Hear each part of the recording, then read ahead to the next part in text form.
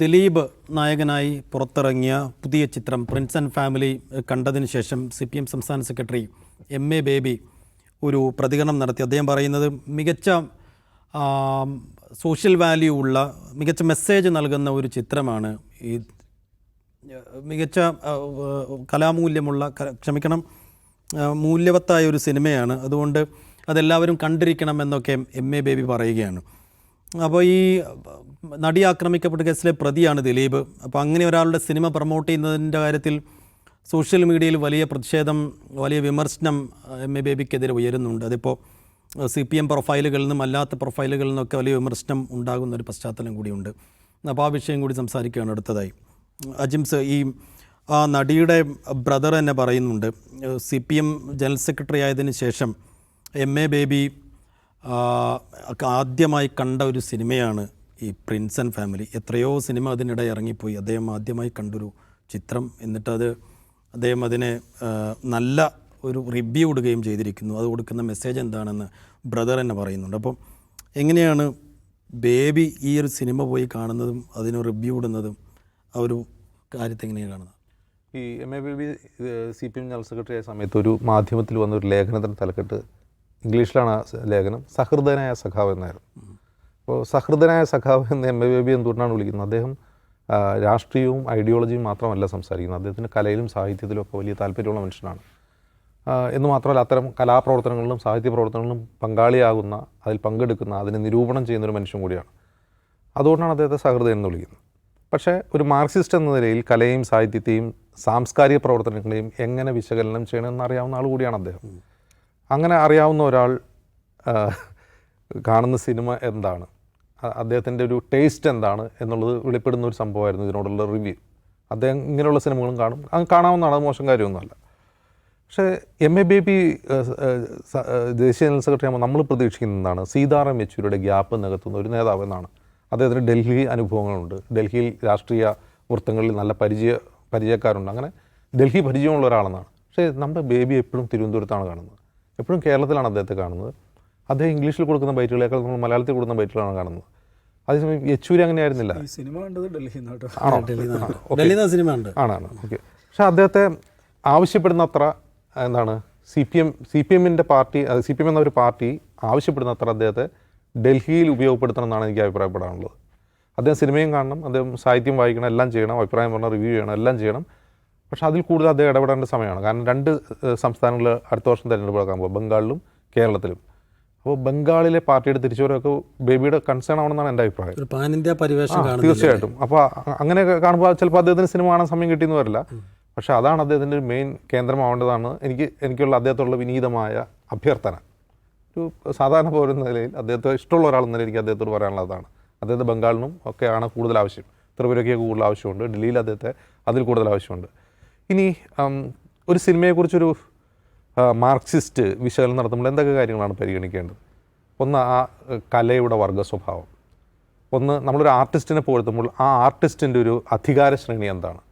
ഒരു മുതലാളിത്ത സമൂഹത്തിൽ ആ ആർട്ടിസ്റ്റ് ഉൾക്കൊള്ളുന്ന പ്രിവിലേജ് എന്താണ്? അദ്ദേഹത്തിന് ഒരു ചൂഷകൻ്റെ സ്വഭാവമുണ്ടോ? അദ്ദേഹം ഒരു ചൂഷക വ്യവസ്ഥയുടെ അല്ലെങ്കിൽ ചൂഷണ വ്യവസ്ഥയുടെ പങ്കാളിയാണോ? അതിൽ അദ്ദേഹം അണിചേർന്നിട്ടുണ്ടോ? ഇത്തരം ഒരുപാട് കാര്യങ്ങൾ വിശകലനം ചെയ്യണം. കാരണം അത്തരം രീതിയിൽ കലയെയും സംസ്കാരത്തെയൊക്കെ മാർക്സിയൻ പരിപ്രേക്ഷ്യത്തിലുള്ള വിശകലനം ചെയ്യുന്ന ഒരുപാട് ബുദ്ധിജീവികളുടെ പുസ്തകങ്ങൾ വായിച്ചിട്ടുള്ള ആൾ കൂടിയായിരിക്കും MA ബേബി. തീർച്ചയായിട്ടും അദ്ദേഹം വായിച്ചിട്ടുണ്ടാവും. അത് അൽത്തൂസർ ആണെങ്കിലും മറ്റേ ഗ്രാംഷി ആണെങ്കിലും അവരെയൊക്കെ വായിച്ചിട്ടുള്ള ആളാണ് അദ്ദേഹം. അങ്ങനെ വായിച്ചിട്ടുള്ള ഒരാൾ ദിലീപ് എന്ന വളരെ കോൺട്രവേഴ്ഷ്യലായിട്ടുള്ള ഒരു നടൻ്റെ സിനിമ കാണുമ്പോൾ ആ സിനിമയായി മാത്രമാണോ കാണേണ്ടത്? ആ സിനിമയുടെ പ്രമേയം സോഷ്യൽ മീഡിയയാണ് എന്ന് പറയുന്നു. അപ്പോൾ അത് കാലിക പ്രസക്തമായൊരു പ്രമേയമാണെന്ന് അദ്ദേഹം വിശകലനം ചെയ്യുമ്പോൾ ചിലപ്പോൾ കാലിക പ്രസക്തമായിരിക്കും, ഞാൻ സിനിമ കണ്ടിട്ടില്ല, കാലിക പ്രസക്തമായിരിക്കാം. പക്ഷേ അങ്ങനെ പുകഴ്ത്തുമ്പോൾ അദ്ദേഹം ഒരുപാട് കാര്യങ്ങൾ ചിന്തിക്കണം. താൻ നയിക്കുന്ന പാർട്ടിയെക്കുറിച്ച് അദ്ദേഹം ചിന്തിക്കണം, ആ പാർട്ടിയുടെ അണികളെക്കുറിച്ച് ചിന്തിക്കണം, ആ പാർട്ടിയുടെ അണികൾ അത്തരം കലാരൂപങ്ങളോട് പുലർത്തുന്ന ഒരു നിലപാടിനെക്കുറിച്ച് ചിന്തിക്കണം. ഇതിപ്പോൾ MA ബേബിയെ വിമർശിക്കുന്നത് സാധാരണ സിനിമാ പ്രേക്ഷകരോ ആരുമല്ല, അല്ലെങ്കിൽ ദിലീപ് എന്ന നടനെ എതിർക്കുന്ന ആളുകളൊന്നും അല്ല അദ്ദേഹത്തെ വിമർശിക്കുന്നത്, ഇതിൻ്റെ പാർട്ടി പ്രവർത്തകർ തന്നെയാണ് വിമർശിക്കുന്നത്. അത് അദ്ദേഹം ചിന്തിക്കണം എന്നാണ് പറയാനുള്ളത്. അത്തരം ആംഗിളുകൾ, ഒരു കലാസൃഷ്ടിയെ പറ്റിയുള്ള റിവ്യൂ നടത്തുമ്പോൾ അത്തരം ആംഗിളുകൾ ചിന്തിക്കേണ്ട ഒരാളാണ് അദ്ദേഹം. അശ്വന്ത് ഘോക്ക് റിവ്യൂ നടത്തുമ്പോൾ റിവ്യൂ നടത്തേണ്ട ഒരാളാണെന്ന് എനിക്ക് തോന്നുന്നില്ല. ബേബി കണ്ട ദിലീപ് ചിത്രം എങ്ങനെ കാണുന്നു? ഈ സ്വന്തം കൈകൊണ്ട് സ്വന്തം തുട അടിച്ചു പൊളിക്കലാണ് സംഗീതാസ്വാദനമെങ്കിൽ കേരളത്തിലെ ഏറ്റവും മികച്ച സംഗീതാസ്വാദകൻ എം.എ. ബേബിയാണെന്ന് മുമ്പ് ആരോ പറഞ്ഞിട്ടുണ്ട്, ആരാന്ന് എനിക്ക് ഓർമ്മയില്ല. അത് ഈ പറയണത് മറ്റേ സ്വരലയ കാലത്താണ്. സ്വരലയ എന്ന് പറഞ്ഞിട്ടൊരു കലാസാംസ്കാരിക സംഘടന എം.എ. ബേബി കൊണ്ട് നടന്നിരുന്നു. ഈ വലിയ വലിയ കച്ചേരിക്കാരൊക്കെ കൊണ്ടുവന്ന് കച്ചേരി നടത്തുക. പാലക്കാട്ടും ഡൽഹിയിലൊക്കെയാണ് പരിപാടികളുണ്ടാകുക. അപ്പോൾ അങ്ങനെ ഒരു എന്താ പറയുക സംഗീതാസ്വാദന പാരമ്പര്യം എം.എ. ബേബിക്കുണ്ട്. അദ്ദേഹം ഒരു സിനിമ കാണുന്നതും കാണാതിരിക്കുന്നതും അദ്ദേഹത്തിൻ്റെ വ്യക്തിപരമായിട്ടുള്ള സംഗതിയാണ്. ഇപ്പോൾ ദിലീപിൻ്റെ ഈ സിനിമ എന്താണ് പ്രിൻസ് ആൻഡ് ഫാമിലി, പൊതുവെ അതേക്കുറിച്ച് പോസിറ്റീവ്, ഈ ഒരു കുടുംബചിത്രം, കണ്ടു നിൽക്കാവുന്ന കുടുംബചിത്രം എന്നുള്ള നിലക്കാണ് അതിൻ്റെ റിവ്യൂസ് വരുന്നത്. ബോക്സ് ഓഫീസിൽ അത്ര മോശമല്ലാത്ത പെർഫോമൻസാണ്. ആളുകൾ വരുന്നുണ്ട്, കാണുന്നുണ്ട്. എം.എ. ബേബിക്കും അത് കാണാം, ശരിയാണ്. പക്ഷേ ഇവിടെ ഇപ്പോൾ ഉണ്ടായ പ്രശ്നം, പ്രത്യേകിച്ച് സോഷ്യൽ മീഡിയയിലൊക്കെ ഇത് വിമർശന വിധേയമാകുന്നതെന്ന് വെച്ചിട്ടുണ്ടെങ്കിൽ അദ്ദേഹം അത് പോയി കണ്ടതിൻ്റെ പേരിലല്ല സൈഫു. പോയി കണ്ട ശേഷം അദ്ദേഹം മാധ്യമങ്ങളോട് സംസാരിക്കുകയാണ്. അത് വളരെ ഗംഭീരമായിട്ടുള്ളൊരു ഫിലിമാണെന്ന് പറയുക മാത്രമല്ല, എന്താണ് ഈ മാധ്യമങ്ങൾ ആവശ്യമില്ലാത്ത പല വിവാദങ്ങളും ഉണ്ടാക്കുന്നുണ്ട്, പ്രത്യേകിച്ച് വിഷ്വൽ മീഡിയ. അപ്പോൾ അതിലൊന്നും പോയി ചാടരുത്. കാര്യങ്ങൾ നമ്മൾ വസ്തുതാപരമായ വിശകലനം ചെയ്തിട്ട് വേണം മനസ്സിലാക്കാൻ എന്ന് ഒരു മാധ്യമ വിമർശനവും ഒരുപക്ഷെ എനിക്ക് തോന്നുന്നു ദിലീപിനെതിരായിട്ട് വരുന്ന വിമർശനങ്ങൾക്കുള്ളൊരു മറുപടി എന്നുള്ളതിലേക്ക് കൂടെ ആണെന്ന് തോന്നുന്നു അദ്ദേഹം സംസാരിക്കുന്ന അറിയില്ല. പക്ഷേ അദ്ദേഹം സിനിമ കണ്ടതിന് ശേഷം ഇങ്ങനെയാണ് സംസാരിക്കുന്നത്. അത് CPM-ൻ്റെ ജനറൽ സെക്രട്ടറി ഉള്ള ഒരാൾ അങ്ങനെ സംസാരിക്കും, അത് വിമർശന വിധേയമാകും. അതെന്തുകൊണ്ടാണ്? ഈ സിനിമ മോശമായതുകൊണ്ടല്ല. ഈ ദിലീപ് നായകനായ ഒരു സിനിമ, ദിലീപുമായി ബന്ധപ്പെട്ട് ഒരു സെക്ഷൽ അസോൾട്ട് കേസ്, ഒരുപക്ഷെ കേരളത്തിലെ ഏറ്റവും ഹൈ പ്രൊഫൈൽ സെക്ഷൽ അസോൾട്ട് കേസാണത്. അത് നടന്നുകൊണ്ടിരിക്കുകയാണ്. ഈ ജൂണിലോ മറ്റോ അതിൻ്റെ പ്രധാനപ്പെട്ട പ്രോസസ്സിലേക്ക് കടക്കുകയാണ്. അപ്പോൾ അതിനിടയിൽ ജൂൺ 1 വിചാരണ തുടങ്ങുകയാണെന്നാണ് ഞാൻ മനസ്സിലാക്കുന്നത്. ദിലീപിൻ്റെ ഒരു ഇമേജ് മേക്ക് ഓവറിന് വേണ്ടിയുള്ള ശ്രമങ്ങൾ നടക്കുന്നു, പിന്നെ അതിനുള്ള ചില പബ്ലിക് റിലേഷൻ എക്സസൈസ് നടക്കുന്നു എന്നൊക്കെയുള്ള വിമർശനങ്ങൾ വരുന്ന സമയത്താണ് കേരളം ഭരിക്കുന്ന പാർട്ടിയുടെ അഖിലേന്ത്യാ സെക്രട്ടറി ആ സിനിമ കാണുകയും പുകഴ്ത്തിക്കൊണ്ട് സംസാരിക്കുകയും ചെയ്യുന്നത്. അത് സ്വാഭാവികം പാർട്ടി അണികളിൽ, പ്രത്യേകിച്ച് ഈ വിഷയത്തിൽ സജീവമായി ഇടപെട്ടുകൊണ്ടിരിക്കുന്ന പാർട്ടി അണികൾക്കിടയിൽ വലിയ വിമർശനം ഉണ്ടാകും.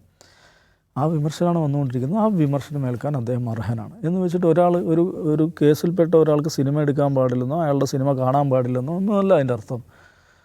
പാർട്ടി ജനറൽ സെക്രട്ടറി ആയ ഒരാൾ ഒരു സിനിമ കാണുകയും അതേക്കുറിച്ച് അഭിപ്രായം പബ്ലിക്കിന് മുമ്പിൽ മാധ്യമങ്ങളൊരു അഭിപ്രായം പറയുകയും ചെയ്യുമ്പോൾ അതൊരു എൻഡോഴ്സ്മെൻറ്റാണ്. അപ്പോൾ നിങ്ങൾ ആരെയാണ് എൻഡോഴ്സ് ചെയ്യുന്നത് എന്ന ചോദ്യം എം.എ. ബേബി നിശ്ചയമായിട്ട് അഭിമുഖീകരിക്കേണ്ടി വരും. അതാണ് അദ്ദേഹം അഭിമുഖീകരിക്കുന്നത്. പിന്നെ ഹജീം സ്വർണേരി അത് ഈ നടിയുടെ സഹോദരൻ എഴുതിയിട്ടുണ്ട്, എം.എ. ബേബിക്ക് ഇത് കാണാൻ മാത്രം എവിടെ നിന്നാണ് സമയം കിട്ടിയത്. അത് പ്രസക്തമായൊരു ചോദ്യമാണ്. നമ്മൾ ഈ പറഞ്ഞ പൊളിറ്റിക്കൽ രാഷ്ട്രീയ ചർച്ചകളൊന്നും എം.എ. ബേബി ഇപ്പോൾ കാണുന്നില്ല. കേരളത്തിൽ അദ്ദേഹത്തിന് പ്രത്യേകിച്ച് പണിയൊന്നുമില്ല. ഇപ്പം പാർട്ടി ഓഫീസ് ഉദ്ഘാടനത്തിന് അദ്ദേഹം കാഴ്ചക്കാരനായിട്ടാണുള്ളത്. പോളിറ്റ് ബ്യൂറോ മെമ്പറായിട്ടുള്ള പിണറായി വിജയനാണ് അത് ഉദ്ഘാടനം ചെയ്തത്. വലിയ തിരക്കുകളില്ലാത്തൊരു പാർട്ടി സെക്രട്ടറി ആയിട്ട് അദ്ദേഹം മാറുകയാണ് എന്നാണ് എനിക്ക് തോന്നുന്നത്. അതുകൊണ്ട് ഇത്തരം സിനിമകളൊക്കെ പോയി കാണുന്നു, തത്സമയം റിവ്യൂ കൊടുക്കുന്നു. ഈ വിമർശനം അദ്ദേഹം നിശ്ചയമായിട്ട് അനുഭവിക്കേണ്ടത് തന്നെയാണ്.